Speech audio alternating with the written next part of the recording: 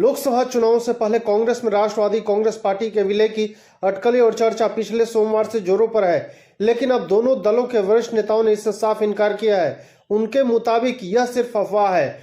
शरद पवार की बेटी और लोकसभा सांसद सुप्रिया सुले ने बुधवार को इन अफवाहों को खंडन किया कि उनकी पार्टी का कांग्रेस में विलय होने वाला है।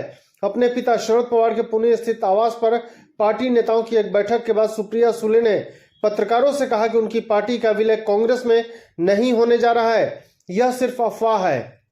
उस बैठक में शरद पवार और सुप्रिया सुले के अलावा महाराष्ट्र के पूर्व मुख्यमंत्री अनिल देशमुख, राजेश टोपे, सांसद अमोल कोल्हे और श्रीनिवास पाटिल समेत कई नेता मौजूद थे।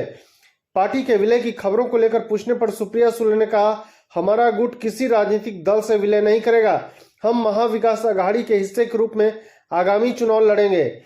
शरद पवार गुट वाले एनसीपी के कांग्रेस में विलय की चर्चा तब शुरू हुई जब चुनाव आयोग ने पार्टी का नाम और पार्टी का चुनाव चिन्ह दोनों अजीत पवार गुट को सौंप दिया और शरद पवार के धड़े को नया नाम राष्ट्रवादी कांग्रेस पार्टी शरद चंद्र पवार आवंटित किया।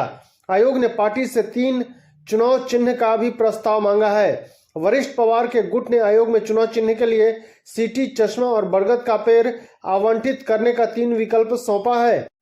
मीडिया रिपोर्ट्स के मुताबिक कांग्रेस पर्यवेक्षक और महाराष्ट्र के प्रभारी रमेश चेन्नीथला ने मंगलवार को शरद पवार से मुलाकात के दौरान दोनों दलों के व्यापक हित और भाजपा को सत्ता से दूर रखने के लिए कांग्रेस और एनसीपी के विलय का प्रस्ताव दिया था। खबरों के मुताबिक यह प्रस्ताव दिया गया था कि शरद पवार गुट के उम्मीदवार लोकसभा चुनाव में कांग्रेस के चुनाव चिन्ह पर लड़ेंगे, क्योंकि एनसीपी का चुनाव चिन्ह घड़ी अब उनके पास नहीं है।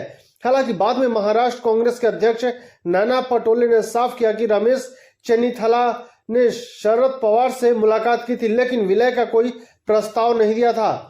टीओआई से बात करते हुए पटोले ने कहा कि हमने सिर्फ लोकसभा चुनावों में सीट बंटवारे पर चर्चा की है, दोनों दलों के विलय पर कोई चर्चा नहीं हुई है। आपको बता दें कि शरद पवार ने राजनीतिक करियर की शुरुआत कांग्रेस से की थी। 1967 में वह पहली बार बारामती विधानसभा क्षेत्र से चुने गए थे। इसके बाद वह 1999 तक कांग्रेस पार्टी में रहे। सोनिया गांधी के विदेशी मूल के मुद्दे पर उन्होंने 1999 में अलग पार्टी राष्ट्रवादी कांग्रेस पार्टी बना ली थी। इन 25 वर्षों में अब राजनीतिक हालात पूरी तरह से बदल चुके हैं। शरद पवार अब कांग्रेस के एक बड़े सहयोगी के रूप में काम करते रहे हैं। वह मनमोहन सिंह सरकार में 10 साल तक केंद्रीय मंत्री रहे और महाराष्ट्र में अघाड़ी गठबंधन में शामिल है। धन्यवाद।